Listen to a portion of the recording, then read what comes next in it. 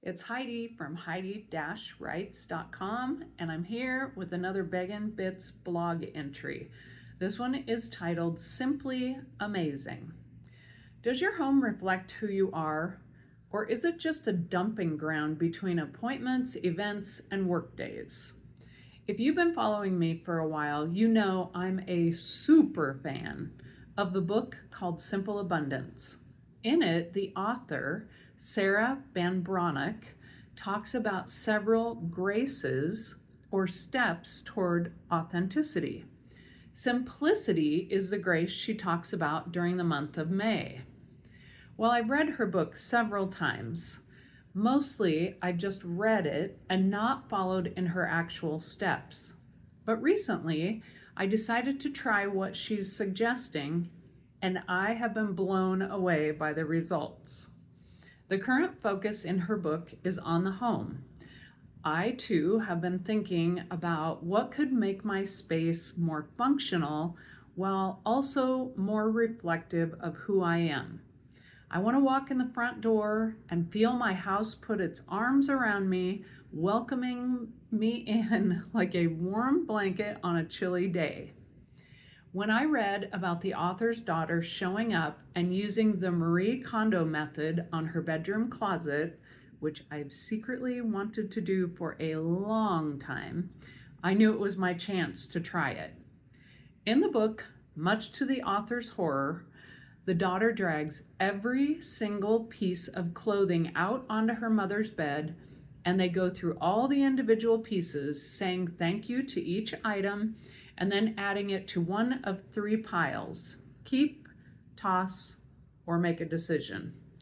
The idea is that some of the stuff we keep holding on to is holding us back from becoming the person we are currently becoming. We have to clear out what no longer serves us to be able to move forward. Being a bit on the cautious side, I didn't bring everything out of my closet. I worried that I would get started and leave the whole mess for another day. Instead, I started at one end of my closet and worked my way through every piece of clothing in there.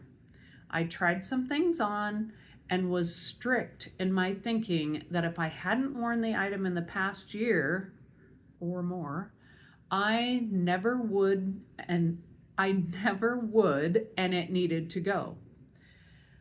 I can't find the words to explain the feeling I had afterwards, and still do every time I walk into my closet. There's a feeling of lightness and happiness.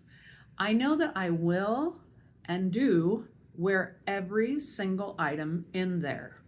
The organization of my closet brings a ridiculous smile to my face just thinking about it. I know, it's weird, but it's true. Marie Kondo has this to say about the process. By handling each sentimental item and deciding what to discard, you process your past. If you just stow these things away in a drawer or cardboard box, before you realize it, your past will become a weight that holds you back and keeps you from living in the here and now. To put your things in order means to put your past in order too. It's like resetting your life and settling your accounts so that you can take the next step forward. I feel this so much that I'm looking for other areas in our house that need to be simplified. I don't feel like I need to replace the clothing I've gotten rid of either. It feels amazing to know that I love everything I've kept, and I'm not going to settle for something that might not feel completely like me in the future. I also love that Marie says this: the space in which we live should be for the person we are becoming now, not the person we were in the past. This has been Heidi from Heidi-Writes.com, and that was another Beggin' Bits blog post.